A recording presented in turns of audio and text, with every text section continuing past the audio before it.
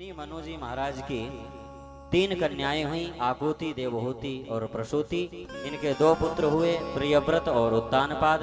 आकुति नाम की कन्या का विवाह हुआ रुचि नामक प्रजापति के साथ।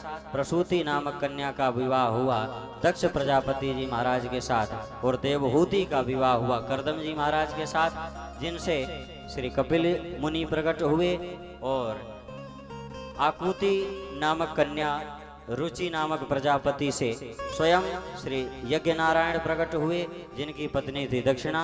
देखो, यज्ञ में कहते हो ना कि ब्राह्मण लोग पैसा बहुत मांगते हैं, दक्षिणा बड़ी मांगते हैं, तो ये जान लो कि यज्ञ की पत्नी का नाम ही दक्षिणा है।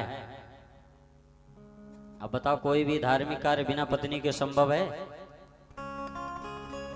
तो यज्ञ भगवान बिना दक्षिणा के तो अधूरे हैं, इसलिए दक्षिणा देने में भी कभी किस किस नहीं करना है ना। यज्ञ की पत्नी का नाम है दक्षिणा। अब कहते हैं कि जो दक्ष प्रजापति को ब्याही गई प्रसूति नाम की कन्या थी, उन्हीं से माता सती का जन्म हुआ, जो भगवान भोलेनाथ को ब्याही गई, पर उनके कोई संतान नहीं हुई।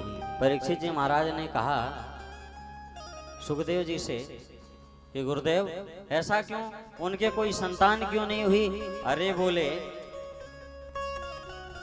सती के पति भूत भावन भगवान भोलेनाथ से उनके पिताजी ने द्वेष कर लिया था, और जिस कारण से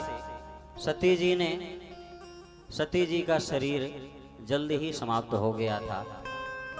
कथा तो बहुत लंबी है,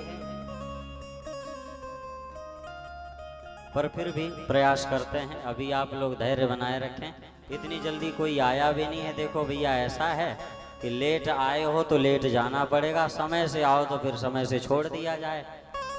अब जब हम यहाँ आते हैं तो गिनती के 2 ही 4 मूर्तियां बैठी रहती हैं, तो थोड़ा आप लोग भी ऐसी कृपा बनाओ कि समय से आ जाया करो, तो हमें भी लगे कि हाँ समय से छोड़ दिया जाए, बहुत देर हो गई बैठे बैठे। तो थोड़ी देर और धैर्य बनाए बैठे।